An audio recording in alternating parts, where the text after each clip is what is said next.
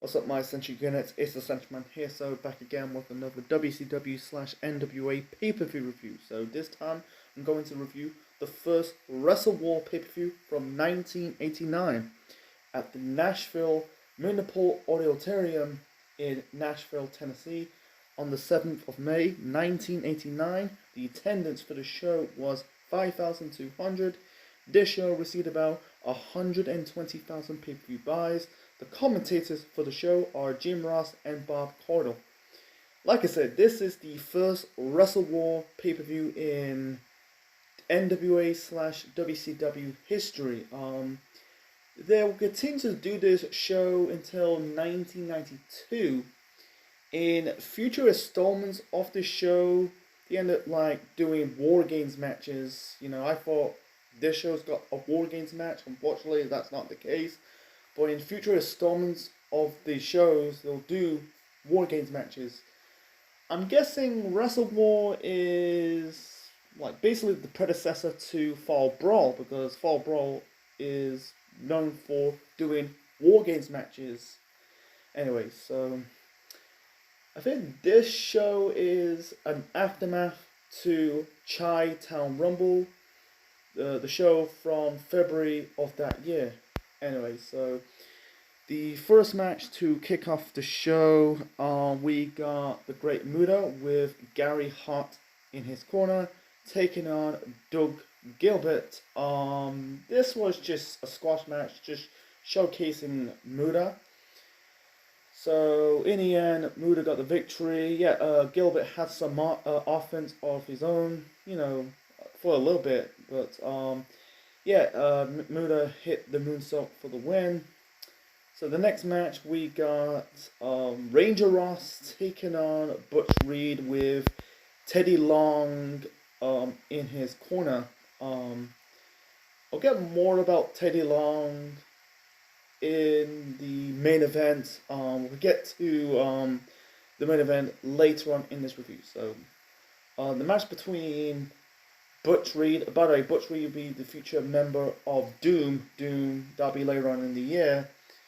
That will be that's Butch Reed and Ron Simmons. Ron Simmons will be the future Farouk and a future WCW World Heavyweight Champion. The first black world champion in history, I think, in my knowledge.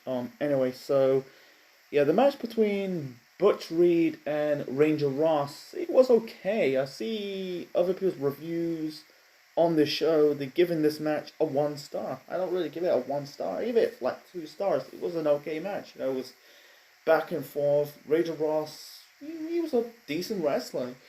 I understand why they give him he's a military guy. I'm guessing he's basically their answer to Sergeant Slaughter. So anyway, Butch Reed got the victory, hit the shoulder block onto Ranger Ross for the win. That was match number 2. Match number 3, we got Dick Murdoch taking on Cowboy Bob Orton, the father of Randy Orton, with Gary Hart in his corner. This is a rematch. By the way, these matches on the show are just rematch from Chi-Town Rumble. I'm guessing matches from the Clash of the Champions show from April. I'm guessing. It's been a long time since I reviewed that Clash of the Champions show in April of 1989, on this channel. Anyway, so this is a bull rope match. So at Clash of the Champions in April, Cowboy Bob Orton, I don't think it was really called Cowboy Bob Orton in it's NWA, GCP, the future WCW. So at Clash of the Champions in April, Bob Orton won the first match against Dick Murdoch. So this match on paper, I thought it would be a good match. I thought it's going to be a typical strap match. You have to touch all 4 corners of the ring. Unfortunately, that's not the case. I'm glad they never got in that direction. But this was disappointed. I was disappointed. It was just punch, punch, punch. No blood in this match. I thought a ball rope match. I thought it's going to be some blood. The ball rope and the bell in the middle of the rope. It wasn't really used in this match. No blood. Disappointed. One more in the match, you had Murdoch hitting Orton in the face, and really funny. Like I look up his age. I think Orton was in his like 30s. You know, it's very funny. I think it was his like 30s. It's very funny that his son Randy Orton will become a multiple-time world champion in his 30s. And then late 20s, going into his 30s. Orton's now what 42. I think he's 30 years older than Randy. I think he was born in 1950. I don't know. I think he's in his late 30s. It's funny. Like, Orton, he didn't really do much. Cowboy Boy Orton, I think like the only one had such success was Randy Orton. Anyway, but let's get back to this match. So Murdoch hit Orton in the head with the shoe, and afterwards he tied up the rope onto Orton's legs for the win. And then, Orton and Gary Hart, beating down Dick Murdoch. And I think like Orton chunked him on the ropes with the ball rope, and that's it. I'm not too sure they had a blow off to this feud, and I don't know Orton was never done anything in. Don't think he'd done anything in the NWA. I know it's become WCW, but it's funny that I think he was winding down his career, and the next time he appeared in a major wrestling company will be in the WWE 20 odd years later. Aligning himself with Randy Orton during his feud with The Undertaker. In my knowledge, maybe he worked in some small wrestling promotions during that time or throughout the 90s, going into the 2000s. So I'm not too sure. So that was match number 3. Match number 4, we got the Samoan SWAT team. That is Samu and Fatu. Fatu's the future of Rikishi, by the way, with Paul E. Dangerously, that's aka Paul Heyman. They taken on the Dynamic Dudes. Jesus Christ. That is Johnny Ace, aka John Laurinaitis, future Vice President of Talent Relations, when it will be years later in WWE, and the future General Manager of Raw and SmackDown. This is in the 2010s. People power, folks. Jesus Christ. And also he's teaming up with future ECW World Champion Shane Douglas. Oh, by the way, so Heyman on the mic before the start of this match and said about like we destroyed the Midnight Express. And by the way, at Chi-Town Rumble, I feel like because dangerously Heyman was feuding with Jim Cornette's tag team, that is the Midnight Express, Stan Lane and beautiful Bobby Eaton. The original Express lost a loser leads towel match. So, and then the SWAT dangerously Heyman, brought up the Samoan SWAT team. I feel like used to be managed by, or I think it's used to be, or soon to be managed by. Was it Oliver Himperdink? Yeah, it's been a long time since I reviewed these 1990. I don't know. I reviewed a 1990 WCW show. I reviewed some Clash of the Champion shows of that year, so it's my knowledge a bit fuzzy. So anyway, Heyman brought the Samoan SWAT team, took out and destroy the Midnight Express. I think they went on to continue the feud later on in 1989. So anyway, get back to this match between the Samoan SWAT team and the Dynamic Dudes. This is their first pay-per-view match in the company, and I'll get more about them shortly. Anyway, so the match was okay. It was a bit boring, bit average, mediocre as best. In the end, the Dynamic Dudes got the victory. I think it was Samu or Fatu. Oh, I say Samu. I feel like I call him Samir. No, it's Samu, man. Samu or Fatu. I think he picked up Shane Douglas or Johnny Ace. He's about to hit him like some kind of slam. One of the other members of Dynamic Dudes, drop kick. I think he drop kicked his own tag team partner. Looks like they kind of like for leverage, looked like he counted it. So yeah, the Dynamic Dudes won this match. They don't really do much in WCW or the NWA. It'll soon become WCW. They don't really do much. I think like later on in the year they end up getting booed. It was a crappy gimmick. I think they're like this skateboard surfer gimmick. It's a bit cheesy at best. John Laurinaitis was never that great in the ring. And he become a VP of talent relations later on in WWE. Yeah, he was. I think he was behind the scenes in WCW until the end of the company's run. The existence. Yeah, you had. I think you wrestled in Japan. I think it's. It's not New Japan. Maybe another company, a small company in Japan. I don't know. Anyway, so it was. Yeah, this match was. Oh, yeah. I don't say a bad match. It was just average, okay, as best. So that was match number 4. So match number 5. This is for the United States Championship.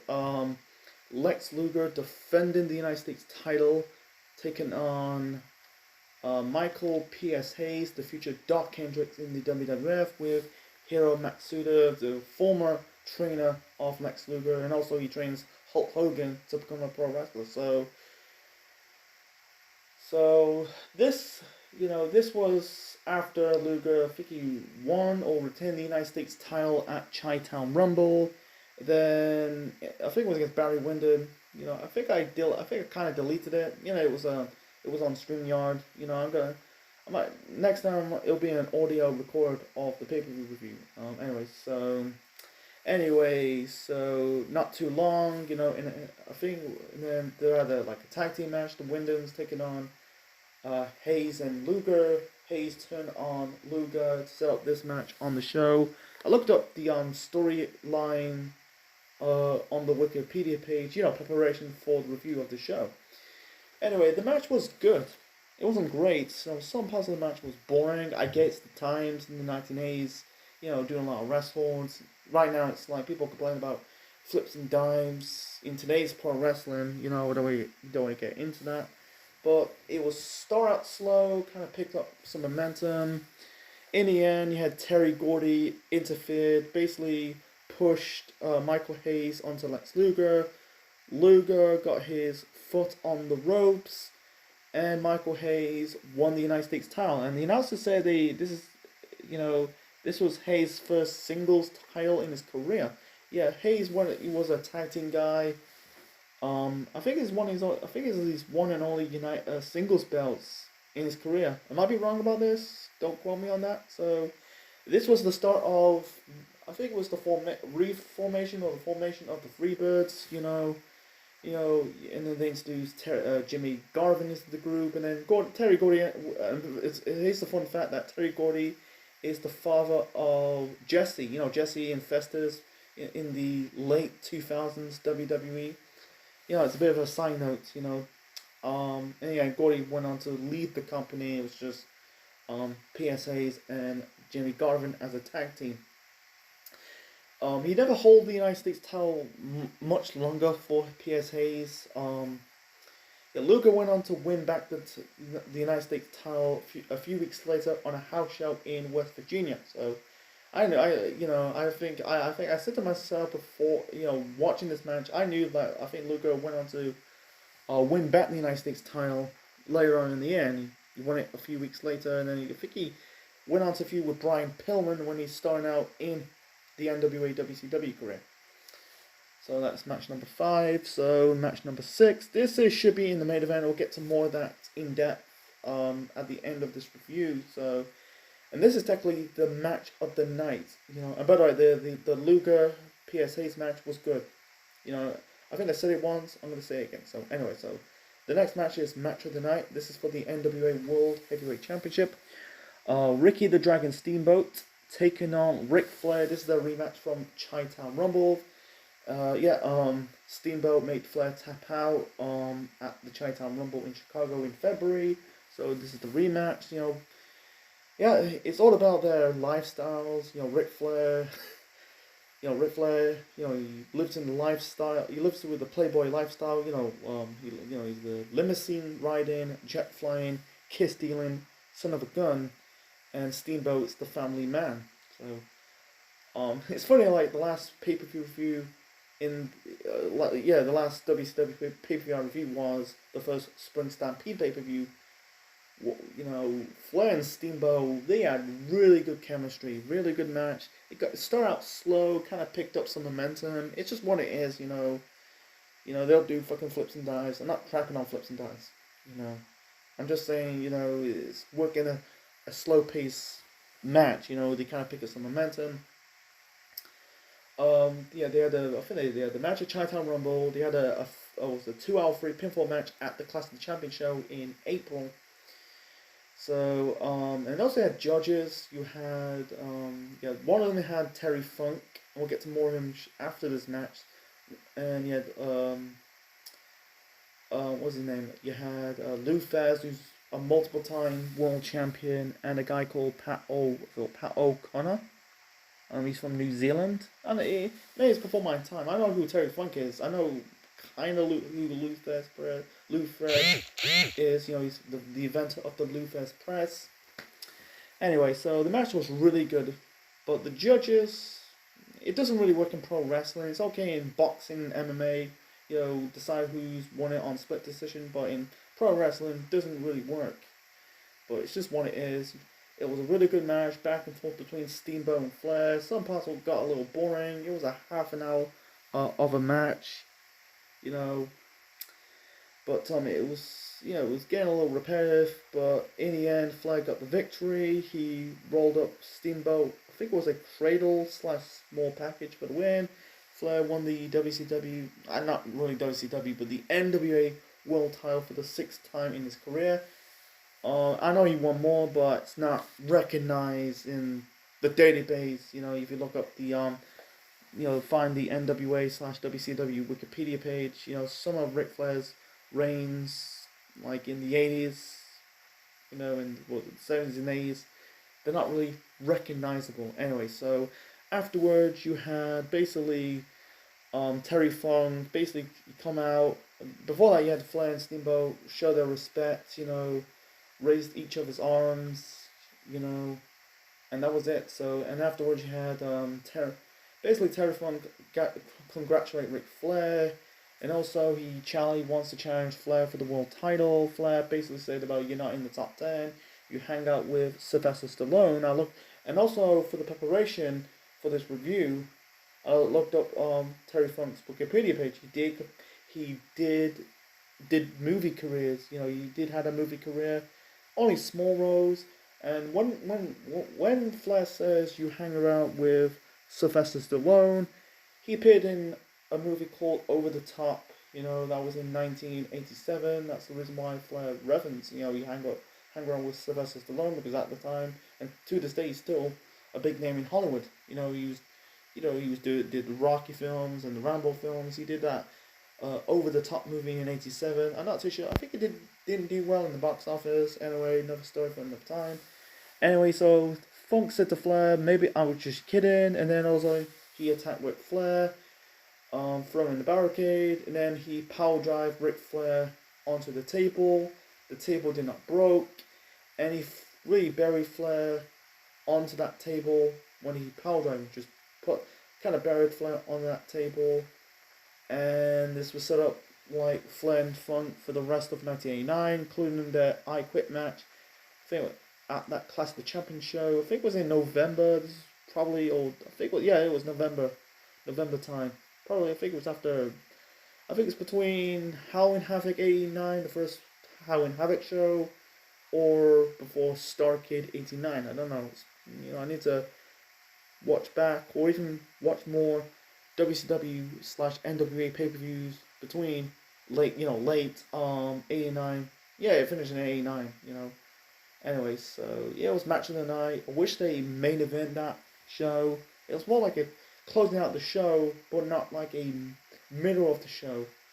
I don't get it, you know. I'll get to more of that in depth about it when I get to the main event. So the next match, this is for the NWA television title. Sting defending the belt against the Iron Sheik. This is Iron Sheik's, you know, he's already there for I think it's his one and only run with the NWA / WCW. Sting won the title from Mike Rotunda in April, and then Sheik challenged Sting for the title. And in the Iron Sheik's corner, you had Rip Morgan, who's part of the Sheep Herders, that's the future Bushwhackers in WWF. You know, he was in the corner of the Iron Sheik. I never knew he was wrestling in that company. He's more associated with the WWF. You know, he was the former. It's funny, like, you know, I think like the announcers. Yeah, the announcer. I don't know who the announcer is. You know, he's basically called out the Iron Sheik's name, and then the Iron Sheik said former world champion. You know, because he was I think it was the WWF champion. When he defeated Bob Backlund in 1983, and then in 84 he lost the title to Hulk Hogan. That kicked off the Rock and Roll Connection and the Hulkamania era of that company's success in the mid to late 1980s of the WWF. So the match was just, I don't think, this was just very forgettable. I don't think it was a bad match. This was just mediocre. It was okay. It was just okay. So yeah, you had the Sheik hitting Sting with the Iranian flag, choked him out with the flag. It was just a squash match. You know, because the Sheik was so past his prime. I think he's around in his 40s. Sting was in his 30s. He was still young. In the end, Sting locked in the Scorpion Death Lock onto the Iron Sheik. Sheik basically tapped out or submitted, and Sting retains the television title. It's funny that Sting will become the world champion the following year in 1990. So it's just like he was not quite a big name yet. You know, he got that exposure at the first Clash of the Champion show in '88 with his match with Ric Flair, but besides that, he was not quite there as a main event player in that company. But it was just like it was just Sting wins, retained the title. That was it. Right call. Moving on. So that was match number 7. So match number 8. This is for the NWA World Tag Team Championships. Represent the Pharmacy Club. That is Jesus. Fuck. What was it? Mike Rotunda and Dr. Death Steve Williams. Mike Rotunda is the future IRS in the WWF. Almost forgot his name. They defending the belts against the Road Warriors. That is Hawk and Animal. So at Chi-Town Rumble, I think the Road Warriors retain the tag team title from Williams and Rotunda. Then at the Clash of the Champion show, I think it was at Clash of the Champion show, you had the Varsity Club won the titles. Williams and Rotunda won the tag team titles after they helped by Theodore Long, and the announcement, I think they brought out that Teddy Long got fired as a referee, not a manager, because early on in the show he managed Butch Reed. So that was a bit of a trying to bring up. I'm trying to you can find it. Just type in. By the way, the tagline for the show is Music City Sundown. You can see on the poster on your screens right now. But click on that page, find the storyline, and you find all the build up to the matches on the show. Anyway, so the match was I think it was disappointing. This was shit. It was okay, but this was a okay match with a crappy finish. So basically, you had Nikita Koloff as the special guest referee. The Road Warriors hit the Doomsday Device. I think it was on Williams. And then you get other members of the Varsity Club. That is Kevin Sullivan and Dave Spivey. Dave Spivey will be a future member of the Skyscrapers. That will be, teaming up with Mark Calloway. That's the future Undertaker. And the future Waylon Mercy in the WWF in 95 or 1996. Anyway, so they pulled out Nikita Koloff, and the match was thrown out in disqualification. The Road Warriors won this match and not regained the tag team titles. I think they went on to win the tag team titles. Maybe it was later on in the year. I think it's that or the Stars. They went on to drop in the tag team titles to Doom. That was in 1990. It's one or the other. So I'll get to more of this controversial of this match later on to the fight this until the main event. The main event. So yeah. So the main event we got Spivey and Sullivan. They're taking on this is for the United States Tag Team Championships. That is the Fist family. That is Rick Steiner and Eddie Gilbert. Because at this moment in time, I think Steiner used to be part of the Varsity Club. I'm guessing he got kicked out or something. This is before he was teaming up with his brother Scott. Become one of the best tag teams in tag team history. Anyway, so after the Varsity Club failed to win I think they were planning to unify the belts.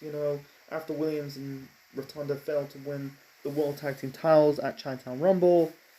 I think maybe it was Williams or Rotunda or Spivey or Sullivan. They went on to lost the United States Tag Team titles to Steiner and Gilbert. So it's one or the other. So the match sucked. Why the fuck they put this in the main event?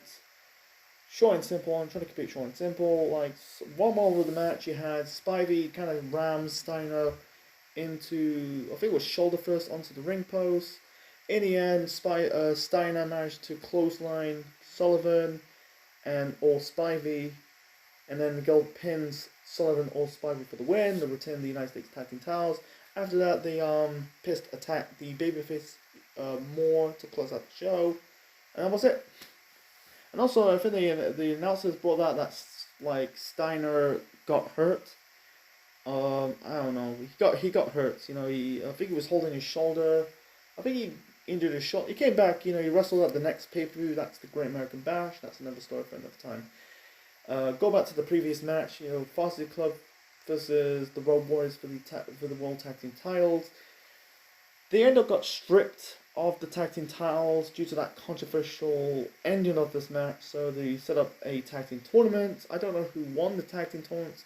I think that's set up at the Great American Bash. Don't know. I might review the Great American Bash for another time. That's Great American Bash 1989. So why the fuck they did this? And also Jim Herd. They bring up Jim Herd. Because at this moment in time Jim Herd was part of WCW. He was not really.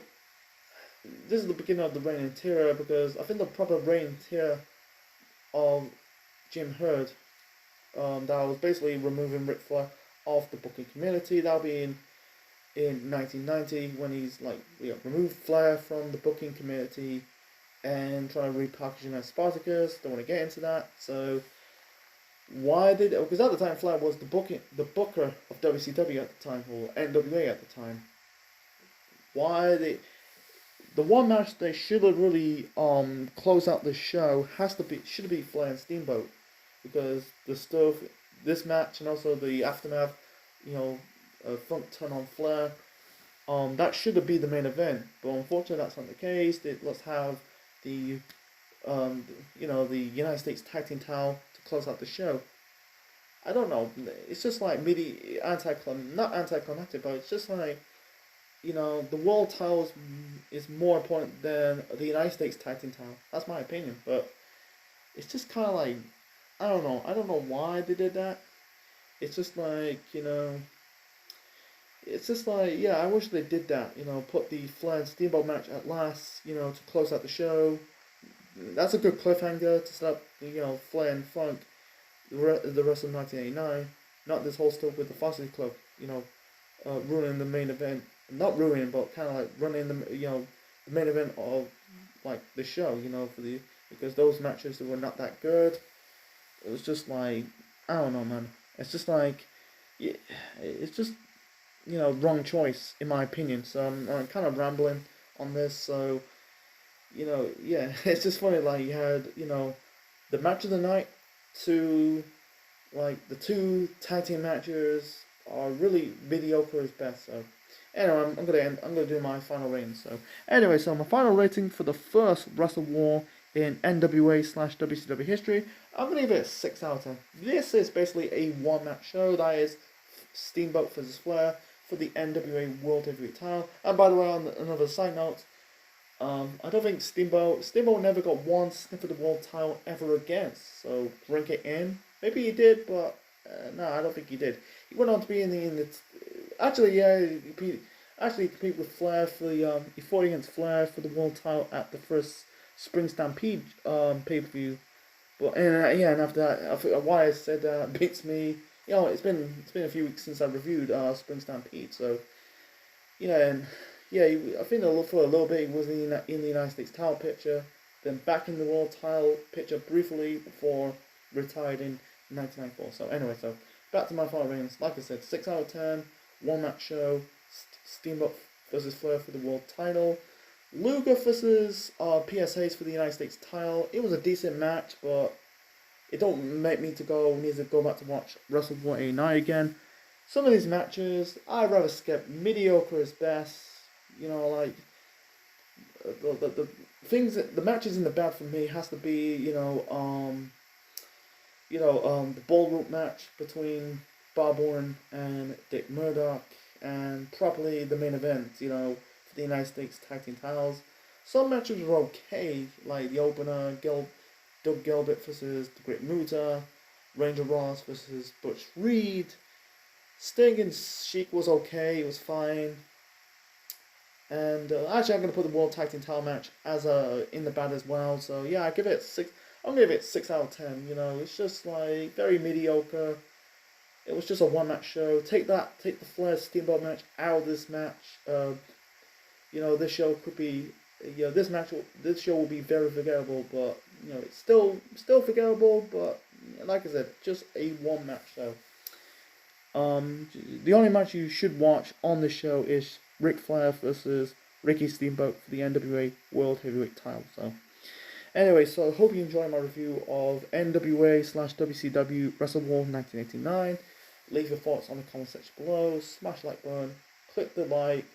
Subscribe to the Central Man Network on YouTube. Be part of the Central Unit for more wrestling videos and more. Next time, very difficult. What's the next WCW/NWA pay-per-view to review? Very hard. So, boy, very hard.